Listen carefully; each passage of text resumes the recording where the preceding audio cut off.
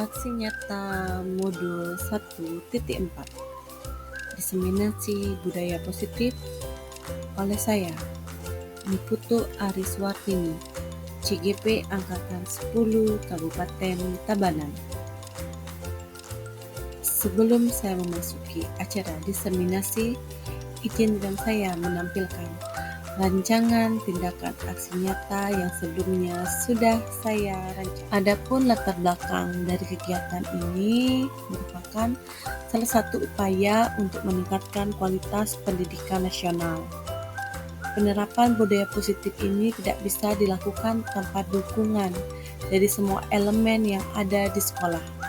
Dengan penerapan budaya positif ini diharapkan dapat mewujudkan visi sekolah dan membentuk karakter murid dalam implementasi nilai-nilai profil pelajar Pancasila. Adapun tujuan dari kegiatan ini adalah menanamkan budaya positif dengan kesepakatan kelas, mengembangkan nilai-nilai profil pelajar Pancasila, dan melakukan kegiatan pembiasaan murid untuk mengimplementasikan profil pelajar Pancasila. Tolak ukurnya, murid mampu membuat kesepakatan kelas serta dapat mengaplikasikan nilai-nilai profil pelajar Pancasila secara sadar dan berkesinambungan dalam proses belajar. Lini masa tindakan yang dilakukan membuat sebuah keyakinan kelas dan memberikan sosialisasi kepada kepala sekolah, guru, murid, dan tenaga pendidikan terkait disiplin positif melalui diseminasi. Adapun dukungan yang dibutuhkan agar kegiatan ini berjalan dengan lancar, ada alat dan bahan, serta pihak-pihak yang dibutuhkan seperti peserta didik, kepala sekolah, dan rekan sejawat. Menyusun keyakinan kelas. Di sini saya bersama murid-murid membuat sebuah kesepakatan kelas untuk mendukung terciptanya budaya positif.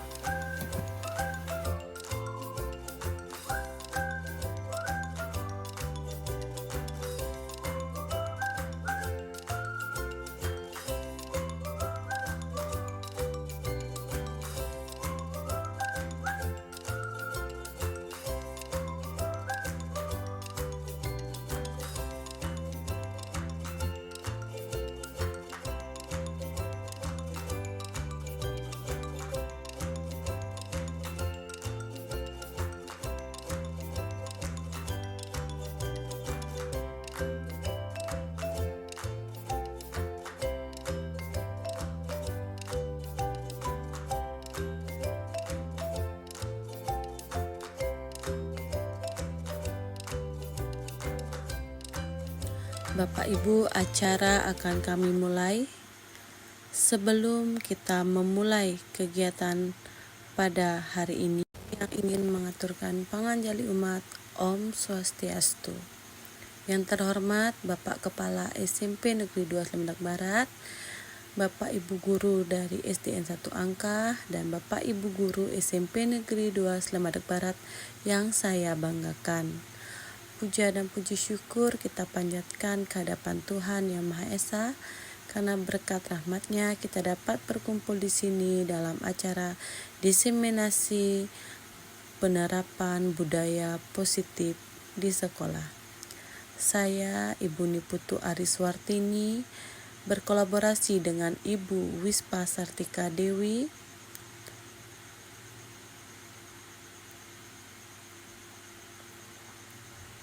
untuk melaksanakan diseminasi penerapan budaya positif di sekolah.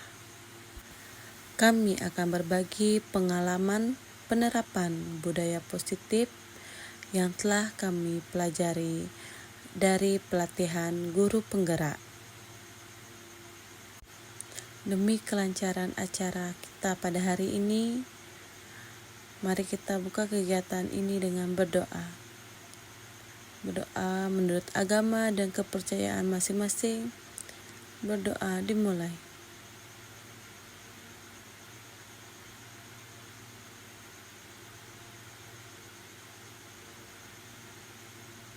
Selesai.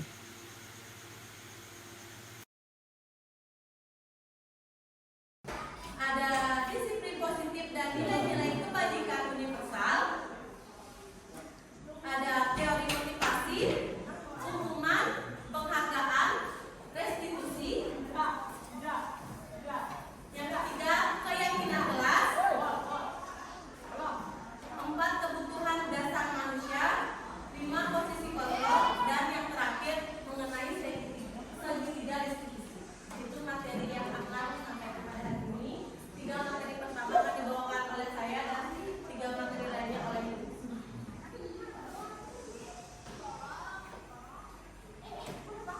Baik, sebelumnya Pak Ibu jangan tegang-tegang ya. Baik, sebelumnya saya akan mengumpamakan sebuah perubahan paradigma.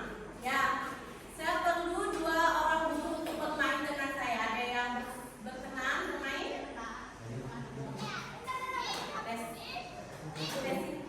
Mau ikut bermain? Nah, kalau bermain-main sepeda.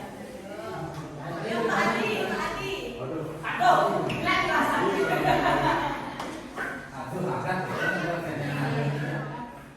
Jadi di sini,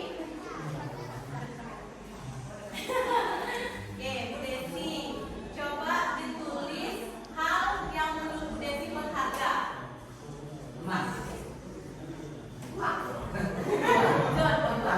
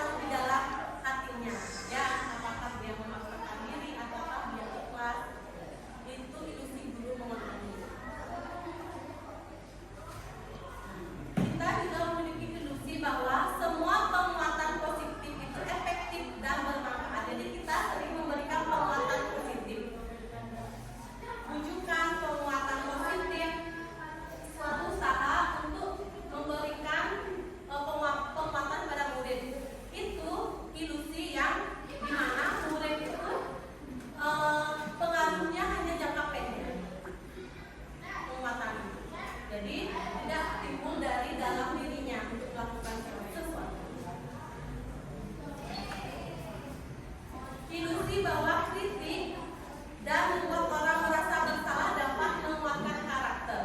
Tidak dipungkiri, kita memiliki murid yang mungkin atau mungkin keluarga itu memiliki perilaku yang menyimpang. Lalu kita membuat dia merasa bersalah. Dia akan merasa identitasnya itu gagal ketika kita buat dia merasa bersalah. Jadi itu adalah ilusi. Jadi ketika kita membuat orang merasa bersalah, kita rasa kita akan menguatkan orang tersebut, padahal kita membentuk identitas yang gagal pada orang tersebut. Dia merasa dirinya tidak mampu, dia merasa dirinya bersalah. Dan yang terakhir adalah ilusi bahwa orang dewasa memiliki hak untuk memaksa. Jadi kita sebagai orang dewasa pasti selalu merasa bahwa murid itu kita bisa kontrol karena kita lebih besar dari dia. Padahal murid bisa saja menolak itu. Jadi ini adalah ilusi kontrol yang sering kita terapkan. Dan semoga dari pemahaman kontrol diri ini kita bisa berubah yang menjadi budaya positif. Disiplin positif. Disiplin mengacu pada disiplin diri yang memiliki tanggung jawab terhadap apa yang dilakukan berdasarkan nilai-nilai yang diyakini. Jadi disiplin itu akan timbul jika dia menjalankan nilai-nilai yang dia yakini. Untuk nilai-nilainya mungkin Bapak Ibu mungkin masih awal ya mengenai nilai-nilai itu apa sih, nanti ada penjelasannya. Disiplin positif bertujuan untuk menumbuhkan kesadaran serta memberdayakan peserta didik tanpa imbalan penghargaan, ancaman, dan hukuman. Sebagai pendidik, tujuan kita adalah menciptakan peserta didik yang memiliki disiplin diri sehingga mereka berperilaku kepada nilai-nilai kebijakan universal dan memiliki motivasi intrinsik dalam berubah perilaku ke arah lebih baik. Jadi kita sebagai pendidik, tujuan kita sebenarnya adalah menuntut siswa menemukan nilai-nilai universalnya dan membangun motivasi intrinsiknya, motivasi dirinya di dalam dirinya sehingga dia berbuat lebih baik lagi. Nah, Bapak Ibu, di dalam waktu ini saya pelatihan penggerak, saya dikenalkan oleh ternyata ini namanya nilai-nilai kebajikan. Mungkin memang sering kita dengar ya, ada mandiri, ada gotong royong, kreatif. Jadi di profil belajar Pancasila pun kita sudah dikenalkan nilai-nilai kebajikan ini. Nilai-nilai kebajikan adalah sifat-sifat positif manusia yang merupakan tujuan mulia yang ingin dicapai setiap individu. Ya, kita pasti memiliki tujuan untuk menjadi lebih baik. Di profil belajar Pancasila ini nilai kebajikannya. Dan di badan-badan internasional pun membuat nilai-nilai kebajikan. Mungkin dari nilai-nilai ini ada yang tidak dipahami artinya atau penerapannya.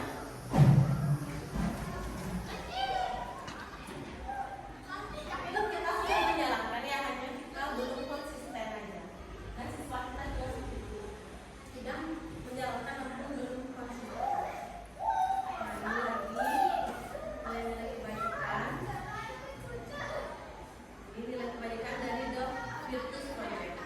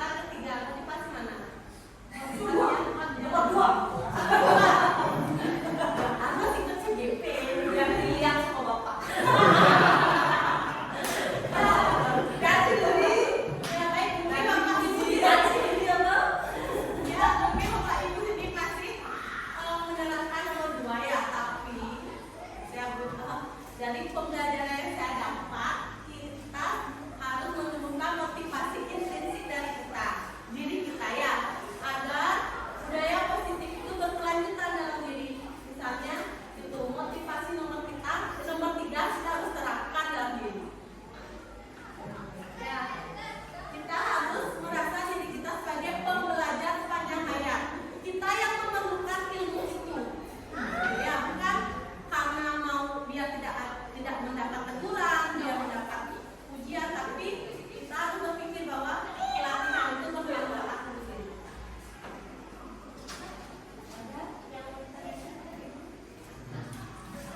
Jadi itu ya, mohon ditanamkan dalam diri ya, ajinya determinan, jangan untuk PPM, tapi untuk melatih kemampuan kita.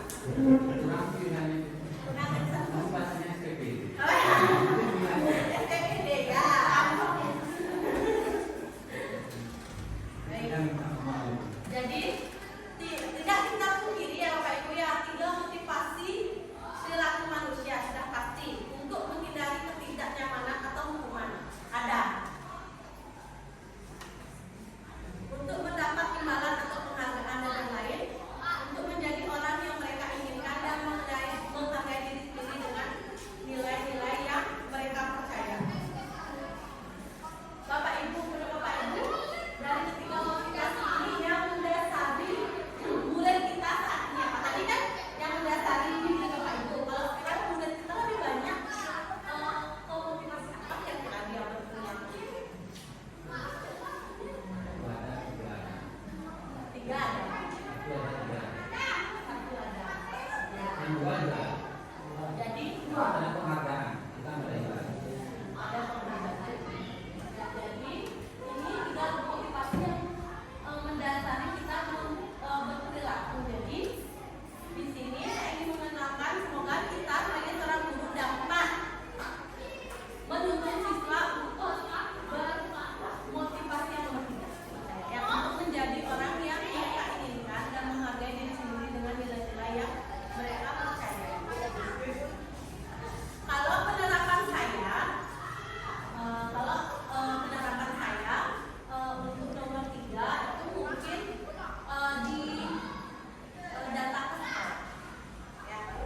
Saya datang ke sekolah lebih pagi bukan karena takut dimarah bapak kepala sekolah, bukan juga untuk dipuji, tapi karena memang itu kemauan saya dan ingin menjadi tauladan untuk anak. Yang ini baik yang pertama itu adalah motivasi eksternal. Ini motivasi eksternal dan ini baru kita motivasi internal.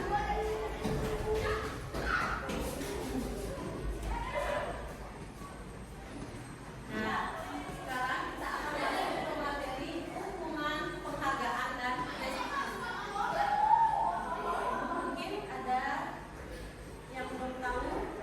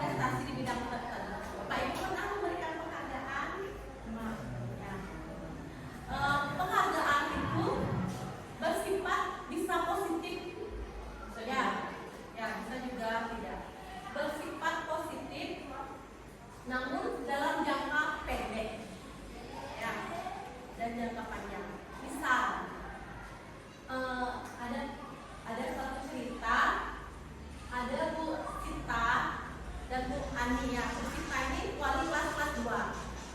Biasanya dia mengatur siswa kelas 2 kan masih agak gini ya, suka bermain, mengatur, dan sebelum masuk kelas dia dibariskan di depan kelas, dengan catatan jika dia bisa menambahkan, menyelesaikan penjumlahan, dia boleh masuk. Ya itu yang Bu Sita. Tapi suatu waktu Bu Sita tidak bisa sekolah, lalu digantikan oleh Bu Ali. Menurut Bapak Ibu, bagaimana anak-anak?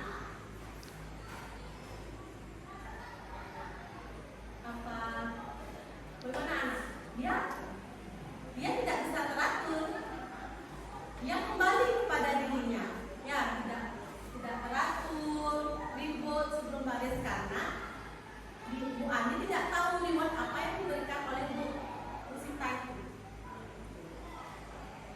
Jadi jangka pendeknya bagus, tapi tidak berkelanjutan disiplin anak-anak. Penghargaan itu tidak efektif. Benar, tadi ya hanya berlaku sebentar. Penghargaan merusak hubungan.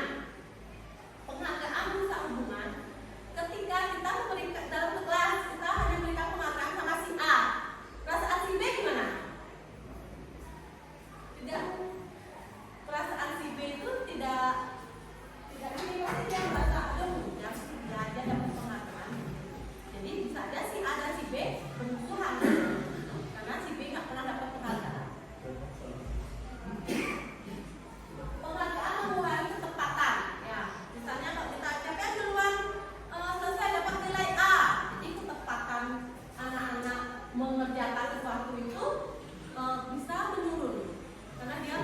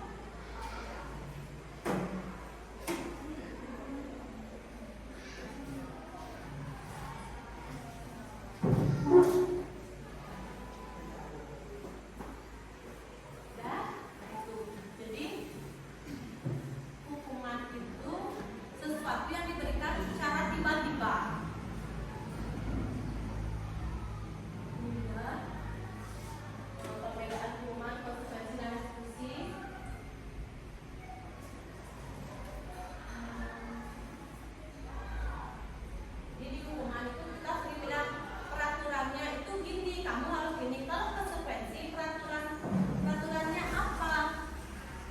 Mampukah kamu melakukannya? Kalau restitusi apa yang kamu yakini? Keyakinan apa yang kita telah sepakati bersama? Mulai dengan peraturan.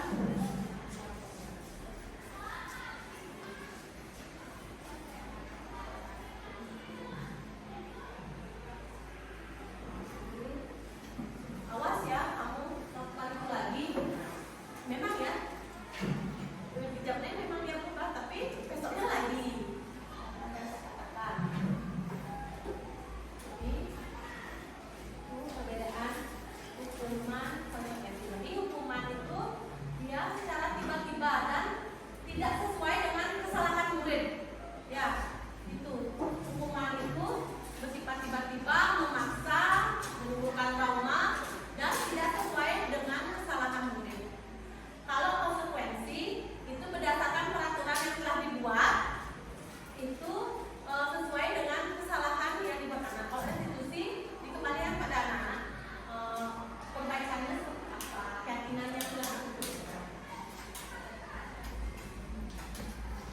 Ini dampaknya.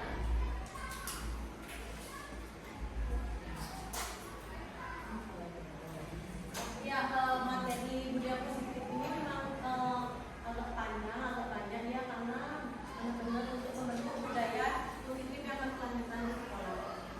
Nah, ini saya punya post-it, Bapak Ibu bisa tuliskan dulu.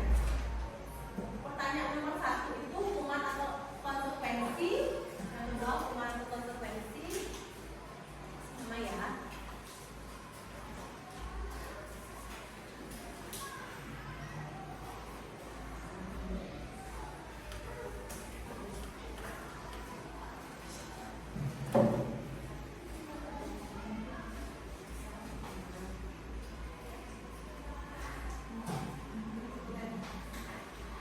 Jadi, menurut Bapak Ibu, yang mana merupakan hukuman dan yang mana merupakan konsekuensi?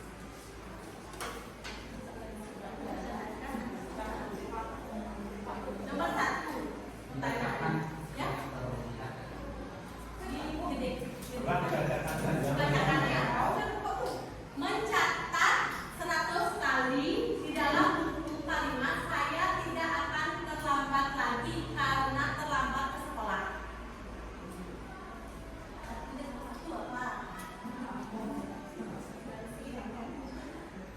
Yang kedua, lari mengelilingi lapangan basket 2 kali karena terlambat hadir di sekolah. Lari mengelilingi lapangan basket 2 kali karena terlambat hadir di sekolah. Ketiga, membersihkan coretan yang dibuatnya di meja tulis. Membersihkan coretan yang dibuatnya di meja tulis. Nomor 4, murid diminta untuk push up 15 kali karena tidak menggunakan masker ke sekolah.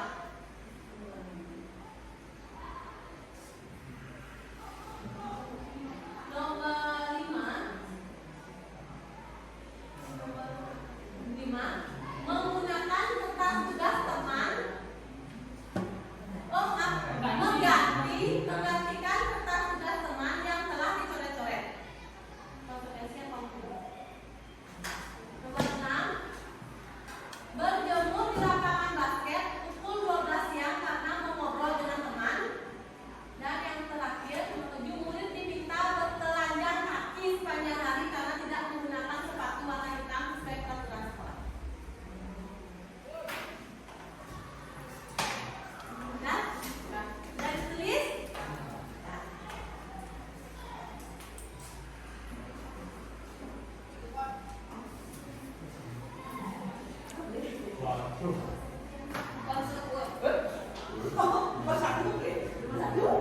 Hukuman, konsekuensi, hukuman, yang terakhir hukuman, ya konsekuensi. Oke, saya jelaskan atau ada yang mau membantu saya menjelaskan alasannya?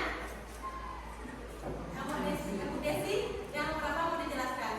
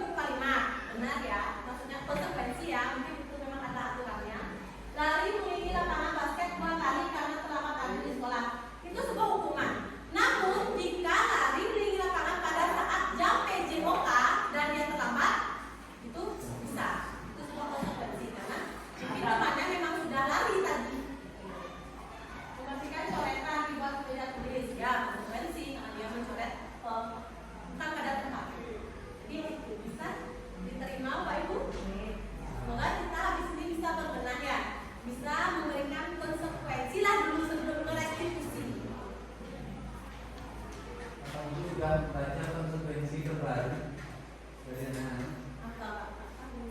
Mari saya share di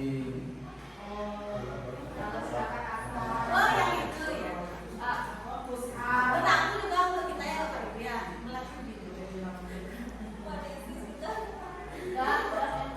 Selanjutnya saya akan menambah setelah kita tahu nilai-nilai kebajikan, setelah kita tahu hukuman, konstitusi dari ada lagi yang Bapak Ibu harus tuliskan. Ya, tiga ini. Mengapa kita memiliki peraturan harus menggunakan helm bila mengendarai kendaraan roda dua? Kenapa? Apa yang meyakini Bapak Ibu bahwa kita harus menggunakan helm? Untuk apa? supaya disimpulkan. Ya, kalau tidak disilang lebih bagus angin. Ya kita yakini kalau kita mengatakan helmnya, ini kan judulnya yang mengapa tidak peraturan saja, mengapa harus keyakinan? Peraturan dibuat apa? Karena peraturan itu dibuat nanti untuk mengembangkan keyakinan kita. Ya, bukan. Jadi mengapa kita memiliki peraturan menggunakan helm? Untuk itu atas dasar keyakinan kita bahwa kalau kita menggunakan helm kita yakin akan selamat. Keyakinan ini walaupun belum tentu. Mengapa kita memiliki peraturan 3M? Menggunakan masker, mencuci tangan, menjaga jarak. Kita yakin bahwa kita bisa sehat kalau menggunakan 3M itu. Mengapa kita memiliki peraturan datang tepat waktu saat rutin pelatihan? Karena kita yakin itu berdampak positif. Ya tidak, jadinya waktu pelatihan tidak molor karena harus menunggu pesertanya. Kita untuk membentuk sebuah budaya positif kita harus memang ya kita harus membuat peraturan kelas dulu. Namun biasanya peraturan kelas itu kosakatanya negatif. Misalnya tidak boleh membuang sampah negatif.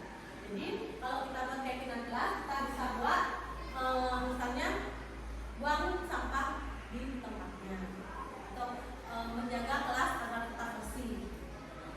Dari keyakinan kelas menciptakan lingkungan yang positif dan sudah pasti dari lingkungan yang positif semua berkolaborasi menciptakan hal yang positif menimbulkan budaya yang positif. Nah Bapak Ibu tadi kita sudah melihat nilai-nilai kebajikan.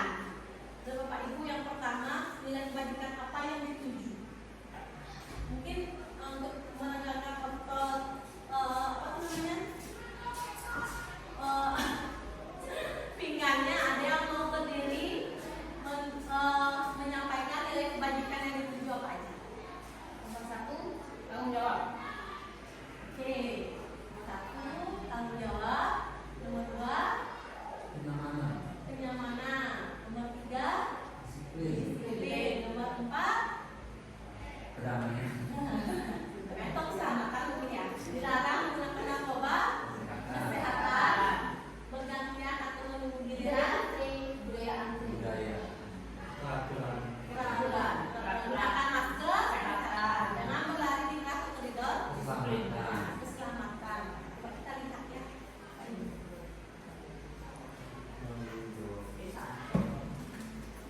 Jadi itu nilai kebajikan yang jadi dari peraturan FWB nanti jika membuat keyakinan kelas kan mau ajaran baru kita harus tulis dulu peraturan apa yang kita yang anak-anak itu digagas di pendapat peraturan apa aja nanti kita ubah itu menjadi kalimat yang positif berdasarkan nilai kebajikan yang akan dituju. Jadi yang tidak bersifat negatif keyakinan kelas. Bapak Ibu bisa dinikmati bawa lesnya yang apa lesnya. Itu banyak kota. Oke, materi yang terakhir itu tadi kita akan memasuki apa namanya Bapak Ibu pembelajaran baru. Ya, kita akan membuat sebuah keyakinan kelas. Ibu sebelumnya pernah mengajar? Sudah pernah membuat keyakinan kelas? Belum?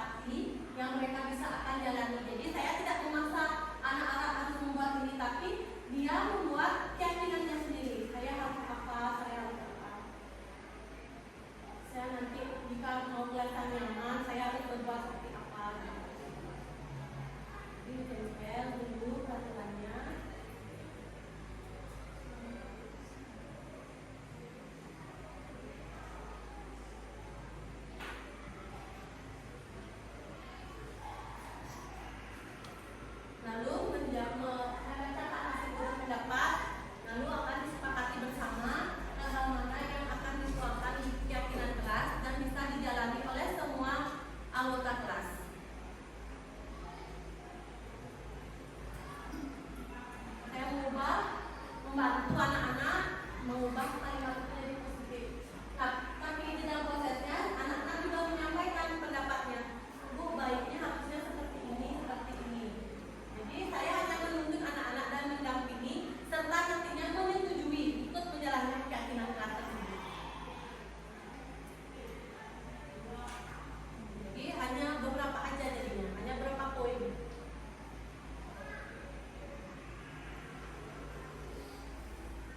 Ya, di Selasa itu saya menyampaikan saling menghormati itu nanti perbuatannya seperti apa aja, yang nampak seperti apa aja, yang harus dilihat apa aja,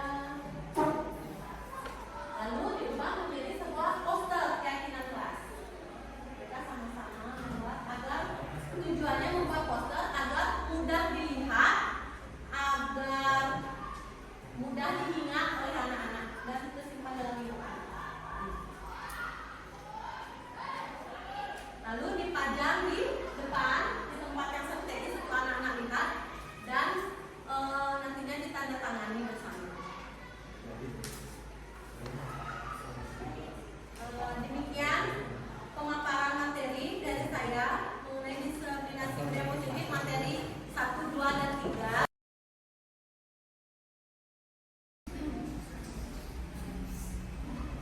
Bapak Ibu, kami akan buka sesi tanya jawab.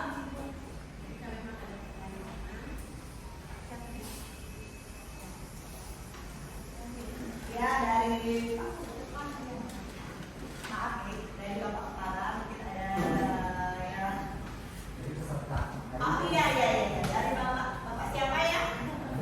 Oh iya, Bapak Made, dipersilakan untuk memberikan sebuah mungkin pertanyaan atau masukan dari Baik, ini yang memberikan sedikit masalah hari ini. Yang pertama terkait dengan praktik sidang diskusi.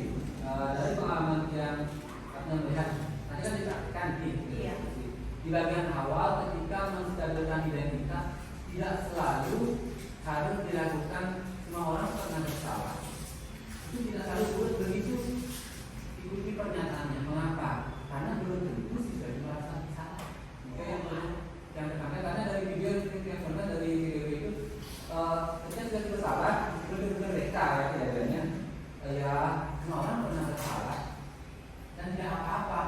Orang dia nggak merasa bersalah dulu kan sebenarnya ketika ditanya misalnya mengapa dia akan itu akhirnya dia merasa bersalah barulah kalimat ini itu sedikit tambahan karena yang biasa begitu tanpa apa-apa dan ya semua orang pernah bersalah ya apa bersalah orang Iya. bersalah begitu ya nggak apa-apa jadi ya jadi tidak dulu sampai kalau dia merasa bersalah baru kalimat ini itu nanti dalam praktek yang dilakukan. ya. Itu yang kedua, restitusi itu tidak instan, itu tidak akan menjadi instan seperti hukuman. Namun restitusi ini perlu sering dilakukan tanpa menunggu sebuah kejadian menjadi lebih sulit. Ketika kita melihat perilaku siswa sudah berubah dari sikap atau dari apa yang mungkin tidak langsung berlawanan dengan kita pada saat kejadian, kita sudah melihat seperti yang saya lakukan, saya melihat juga saat seminggu ini sudah berubah perilaku, tapi tidak ada berlawanan dengan yang kejadian dari ekspresi dari kata-kata dari saat bergaul langsung paham. Kadang-kadang ya tadi ya tidak terbuka akan terjadi karena memang tidak jangan dilawan, tapi dari keseluruhan itu sudah terjadi. Pokoknya nak berubah, lebih mengantisipasi terjadi sesuatu kita lebih cepat, sehingga lebih cepat anak itu merasa didengarkan. Dan itu tidak akan instan, berarti pengulangan akan terjadi lagi. Tetap ya. Kalau boleh saya kira pengalaman di awal dulu dilakukan itu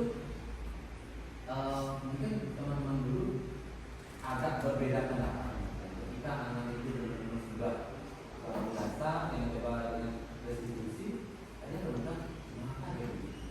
Meskipun tidak selalu biasanya langsung clear gitu, dia mungkin mengulangi tapi lebih pada tingkat kesadaran. Kemudian lagi satu, di restitusi itu juga perlu siswanya mengetahui kesalahannya.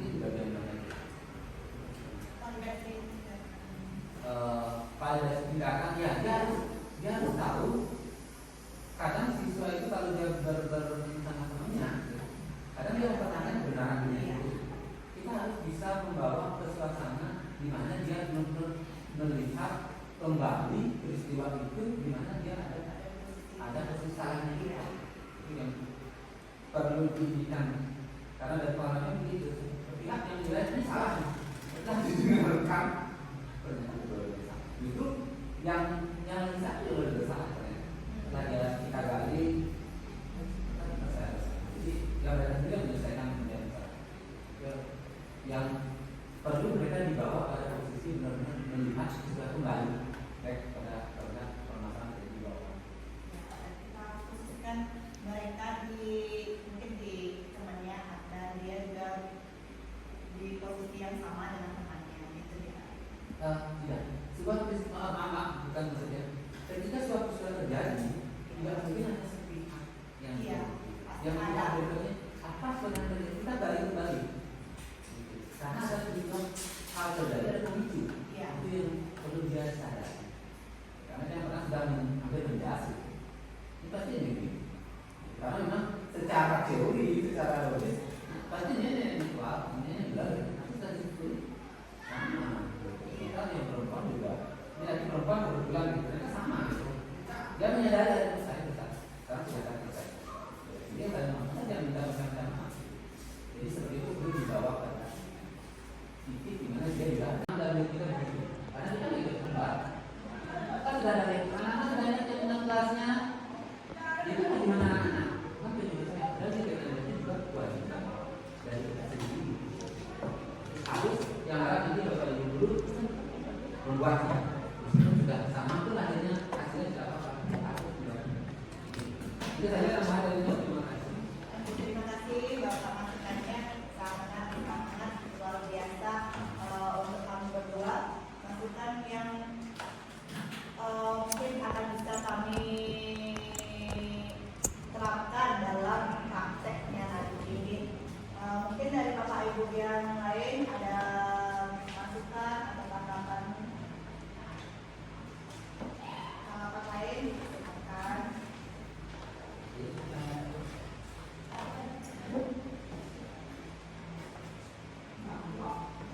Dua ada. Harus ada. Iya, Bapak dipersilakan. Baik, terima kasih banyak untuk kesempatannya. Perkenalkan, nama saya Kade Ariantara. Untuk materi yang disampaikan tadi, sebenarnya restitusi ini merupakan hal baru untuk saya sendiri. Karena sebelumnya saya hanya belajar tentang hukuman dan juga penghargaan. Jadinya materi ini cukup menarik bagi saya sendiri. Nah, tadi di akhir juga dijelaskan sebuah studi kasus tentang bagaimana penerapan restitusi. Ya, tidak restitusi. Nah, di sini saya ingin meminta contoh lagi terkait dengan sidang restitusi. Nah, misalnya mungkin nanti di dalam pelaksanaan pembelajaran juga ada siswa yang tidak mau mendengarkan penjelasan gurunya ketika ada di depan kelas. Nah, apakah kira-kira studi restitusi ini bisa diterapkan dalam kasus seperti itu? Mungkin yang dari saya.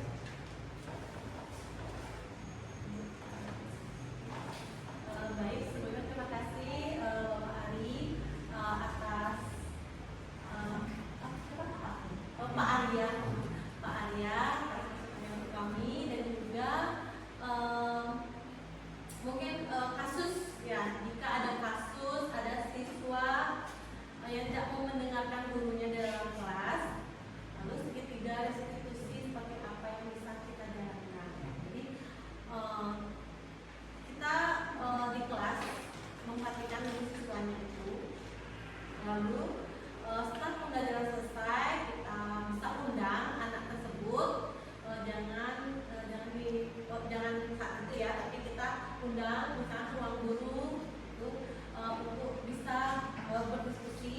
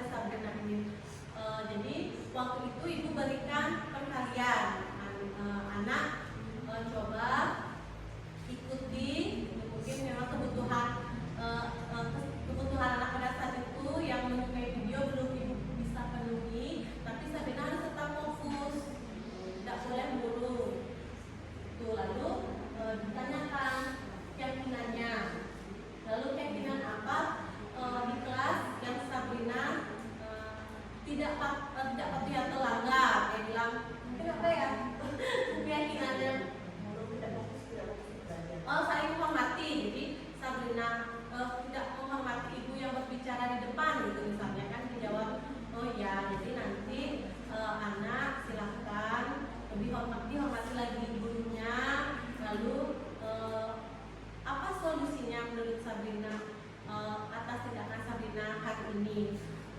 Saya akan lebih bersemangat lagi, Bu. Jadi saya akan membuat sendiri visual perkalian yang saya senangi. Misalnya dia bilang, oh ya baik, nah nanti anak tahu kesalahannya apa dan mau memperbaiki, ya jawab gitu. Jadi seperti itu sih Pak. Jadi kita gali dulu pelan-pelan sampai dia menyatakan alasannya apa, sampai kita tahu kebutuhan yang berusaha dia penuhi itu apa, sampai dia murung atau mengganggu teman misalnya. Dan itu bisa jadi refleksi sebagai guru. Jelaskan secara jelas dan gamblang sebenarnya ya. Nah, di situ kita hanya perlu stabilkan identitasnya, memvalidasi tindakan yang salah dan menanyakan keyakinan Dan memberikan solusi yang dan memberikan solusi yang tepat untuk masalah tersebut. Mungkin Bapak ada tambahan? Bapaknya sering lebih sering Bapak. Kita tanya. Maksudnya tadi dari segi leader itu bukan kita yang Ya, memberikan solusi. kita tanya langsung Ya, tanya. solusi apa yang kita berikan, bukan kita yang berikan. Ya. Solusi yang Solusi apa yang bisa anak kita berikan? saya. Oke. Makanya saya bilang, ya nanti saya belajarnya dengan memvisualkan sendiri Bu perkalian. Bukan gitu. Ya, itu tadi solusi dari Sabrina kalau Ya. buat itu kalau Sabrina yang baik hati dan artinya ada tadi dari jawaban ini dari Aibang Sabrina Buku tadi Sabrina harus fokus ya di situ sebisa mungkin Sabrina yang hanya mengatakan saya harus fokus ya. Oh ya, apa yang harus Sabrina lakukan? Gitu ya. Bagaimana yang Sabrina kalian Sabrina lakukan tadi. Kita harus dari siswanya. Nanti di dalam coaching akan berbeda ketemu lagi, terutama menghindarkan asumsi. Nah, misal, oh satunya suka ini ya, itu kan asumsinya. Iya. Itu menunjukkan suka, tapi di settingan sama ya suka. Itu jadi di Jadi maksudnya Pertanyaan. Sabrina apa yang disenangi ya? Apa yang disukai anak? Apa yang disukai anak? Ya, apa yang disukai anak? Kita lebih menggali ke siswanya. gitu. Dan hindarkan pertanyaan yang ada kah-kahnya. Itu yang akan memberikan kemungkinan itu jadi Oh, tidak tertutup. mau Ya, betul. apakah ya dan tidak jawabannya. Ya, apa? Karena dia memiliki choice ya dan tidak. Yang di Bapak, terima kasih sekali masukannya. Mungkin Ada pertanyaan lain? Judulnya tadi itu ke 100.